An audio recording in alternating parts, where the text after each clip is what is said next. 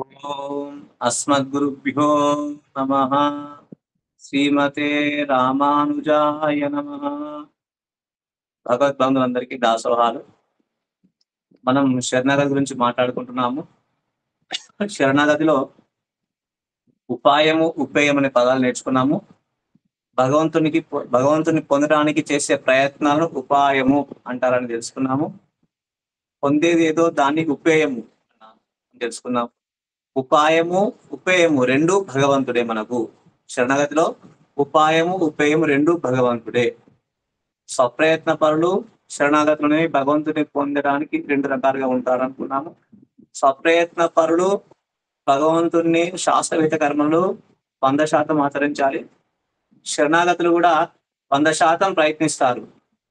కానీ మనం తెలుసుకుంటున్నాము మొన్నటి ఎపిసోడ్, ఈ రోజు ఎపిసోడ్ లో కూడా ఏం తెలుసుకుంటున్నామంటే, అసలు శాస్త్రంలో ఎన్ని విషయాలు చెప్పారు, అవన్నీ మనం ఎంతవరకు ఆచరిస్తున్నాము, 100% ఆచరించగలుగుతామా? ఎప్పుడు చాలా మంది ఉంటారు, 100% ఆచరించే వాళ్ళు కూడా ఉంటారు. కానీ ఎక్కువ పర్సంటేజ్ చూసుకున్నట్టయితే ఎంతమంది ఆచరించగలుగుతాము? మన పూర్వాచార్యులు 100% ఆచరించేవారు. వారు మీ యొక్క జ్ఞాన అనుష్ఠానం ద్వారా భగవంతుని పొందే శక్తి వారికి ఉండేది. కానీ వారు తమ యొక్క ఆత్మస్వరూపం పారతంత్ర్యం కాబట్టి, పారతంత్ర్యానికి ప్రయత్నం అనేది విరుద్ధం కాబట్టి, భగవంతుని ఆ వస్తువును అతడే పొందాలి, మనం ప్రయత్నం చేయకూడదనే ధర్మం వల్ల వాళ్ళు ప్రయత్నాన్ని మాని శరణాగతి చేసుకున్నారు. కానీ మనం మాట్లాడుకుంటుంది మొదటి నుంచి అగ్నిలో శరణాగతి చేసిన వాళ్ళ గురించే మాట్లాడుకుంటాం.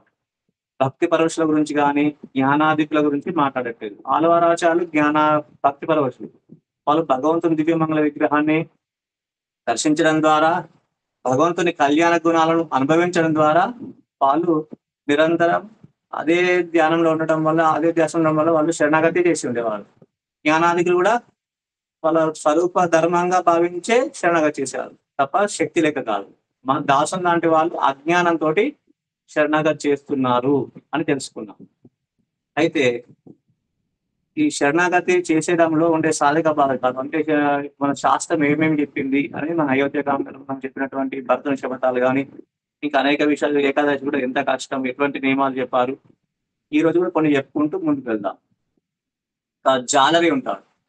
జాలరి ఏం చేస్తాడు? వలను వేస్తాడు. వలను వేసిన తర్వాత చేపలు ఏ చేపలు పడతాయి? జాలరికి దూరంగా ఉన్న చేపలు మాత్రమే వలలో పడతాయి. అతని పాదాల వద్ద ఉన్నటువంటి చేపలు వలలో చిక్కుకోవు. అలాగే ఈ భగవంతుని మాయా అనే వలలో ఎవరు చిక్కుకుంటారు అనేది భగవద్గీత చెప్పింది.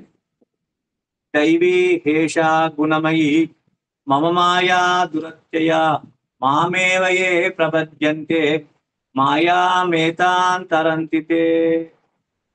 భగవంతుని మాయలు ఎవరు చిక్కుకుంటారంటే, ఈ గుణమయమైనటువంటి భగవంతుని ప్రకృతిలో, ఈ మాయలో ఎవరు చిక్కుంటారు? మామేవయే ప్రపద్యంతే మాయామేతాంతరంతితే. ఎవరైతే అతన్ని శరణు పొందుతారో అతన్నే శరణు పొందుతారో, మామేవయే అతన్నే శరణు పొందుతారో వాళ్ళు మాత్రం చిక్కుకోరు, తరిస్తారు. తరంతితే, మిగతా వాళ్ళు మాత్రం దాంట్లో భగవంతుని మాయలు చిక్కుకుంటారు అనేది స్పష్టమవుతుంది. ఇప్పుడు మనకి ఎక్కడ ఇబ్బంది అవుతుంది అంటే, ఇంద్రియాలు, ప్రధానంగా మనస్సు ఇంద్రియాలతో ఇబ్బంది. అయితే ఇంద్రియాలు ఒక్కొక్క ప్రకృతిలో చూసినట్టయితే ఒక్కొక్క జంతువు, ఒక్కొక్క జీవరాశి ఒక్కొక్క బలహీనత ఉంటుంది. మనిషికి ఇవన్నీ బలహీనతలు ఉంటాయి. ఉదాహరణకు ఏమేమి ఉంటాయో చూద్దాం. జింక ఉందనుకోండి. జింకకు చాలా మంచి వాయిద్యం, సంగీతం అంటే దానికి ఇష్టం.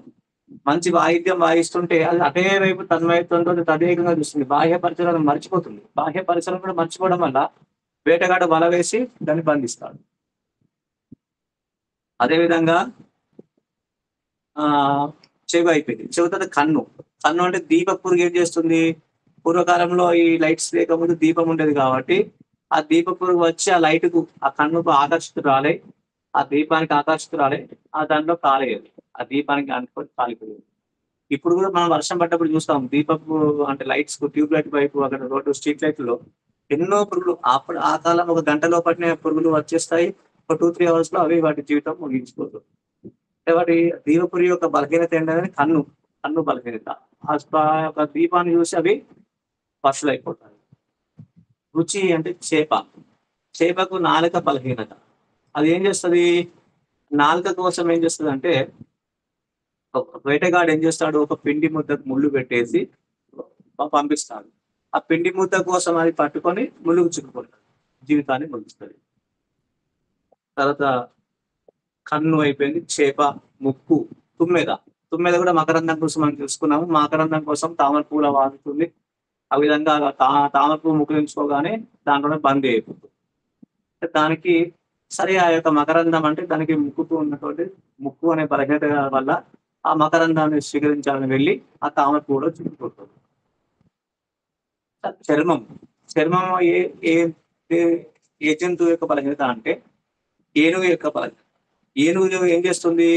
ఆడ ఏనుగు చనిపోయిన ఆడ ఏనుగు యొక్క లోపల ఉన్నటువంటి ఆ యొక్క మాంసాన్ని అంతా తీసేసి లోపల గడ్డి లాంటిది నింపేసి ఒక పెద్ద బొరియత అవుతారు. బొరియతవి తేలికపాటి చిన్న చిన్న చెక్కలు, కట్టెలు అని పెట్టేసి ఆ దాని మీద నిలబెట్టేట్టు చేస్తారు.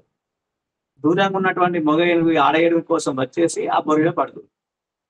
పడగానే దానికి ఆహారం ఇవ్వరు కొంతకాలం. ఒక 2 రోజుల తర్వాత ఒక్క వ్యక్తి మాత్రమే దానికి ఆహారం పట్టిగా దానికి తినేటువంటి చెరుగడలు లాంటివి ఇస్తుంటాం. ఇచ్చిన తర్వాత ఆ ఏనుగు అనుకుంటుంది ఇతడు మాత్రమే నాకు ఆధారము. ఇతడు చెప్పినట్టు వినాలి అని అతను చెప్పినట్టు అంత పెద్ద ఏనుగు ఈ చిన్న మనిషి చెప్పినట్టు వింటుంది. ఎందుకు అంటే అది ఆ విధంగా బంధింపబడ్డది. ఆడ ఏనుగు కోసం వచ్చి దాంట్లో బంధింపబడ్డది. ఇది దాని బలహీనత. ఈ విధంగా ఒక్కొక్క ప్రకృతిలో ఒక్కొక్క జంతువు గాని, ఒక్కొక్క కీటకము ఒక్క ఇంద్రియం కోసమే అది బలహీనంగా ఉంటే, జీవితాలు అవి నశింపజేసుకుంటే, మనిషి 5టికి బలహీనుడే. 5 ఇంద్రియాలకు బలహీనుడే. కాబట్టి మనం చాలా ఇంకా మనం బుద్ధి, జ్ఞానం ఉన్నవాళ్ళం కాబట్టి, మన బలహీనతలు తెలుసుకొని, మనం ఇంకా అలర్ట్‌గా ఉండాలి. ఆ విషయాల్లో. అంటే జ్ఞాన వైరాగ్యాలు అలవరుచుకొని, అభ్యాసం ద్వారా మనం దాన్ని జయించి భగవద్ అభిముఖంగా నడవాలి. అప్పుడు ఈ మాయను మనం జయించాలంటే ఇది మామేవయే ప్రపద్యంతే భగవంతుడినే శరణు పొందమన్నాడు కాబట్టి, ఆ భగవంతుడినే శరణు పొందాలి.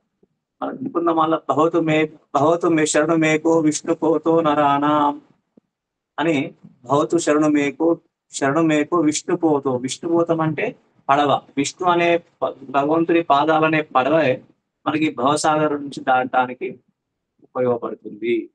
అది ముకుందమాదిత్యం. మన అలవందాశ్రమంలో కదా కృపయా కేవలం ఆత్మసాత్కురు అనుకుంటూ భగవంతుణ్ణి శరణు పొందే పదాలు. ఈ విధంగా వివిధ స్తోత్రాలు అనేకంగా చెప్పుకుంటూ వచ్చారు. రైల్లో ప్రయాణం జరుగుతుంటది.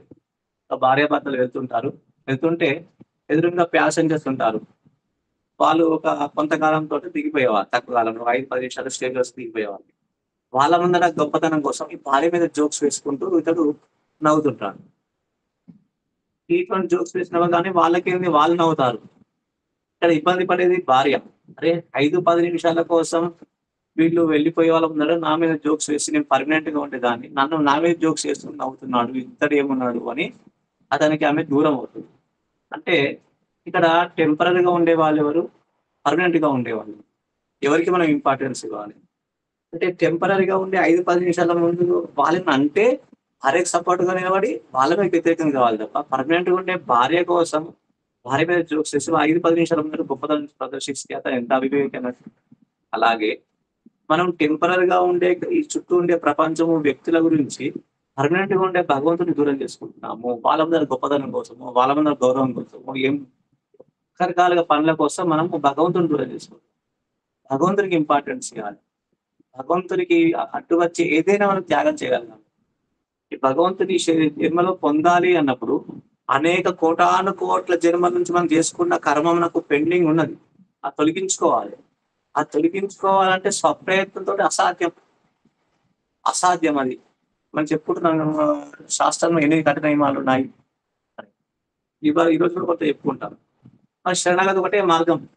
శరణాగతి ఒకటే మార్గం అయినప్పుడు శరణ వేడినా గాని అన్ని కర్మలు ఆచరించాలి కదా. అతనికి అంత గొప్ప అఖిలాండ కోటి బ్రహ్మాండ నాయకుడు వస్తున్నాం కదా, ఆయన గౌరవం తగ్గట్టు జీవించాలి కదా. ఆ జీవించినప్పుడు శాస్త్రీయములు యథాశక్తి ప్రయత్నం చేయాలి. టెంపరరీగా ఉండే ప్రయాణికుల కోసం భార్యను అవమానించి ఆ విధంగా భార్యకు పర్మనెంట్ గా ఉండే భార్య ఈ చుట్టూ ఉండే ప్రపంచంలో ఉండేటువంటి వ్యక్తుల కోసం మనము పర్మనెంట్ గా ఉండే భగవంతునికి దూరం చేసుకోవద్దు. పర్మనెంట్ గా ఉండే భగవంతునికి మనం అన్ని విధాల మనము ఓటు వేయాలి. ఏ విషయం వచ్చినా అతడు నాకు ప్రధానము, అతడికి ఇబ్బంది కలిగించేది ఏదైనా మనం త్యాగం చేసుకోవడానికి వెనుకాడవద్దు. సర్వం శ్రీకృష్ణార్పణమస్తు. ఓం అస్మద్గురుభ్యో నమః.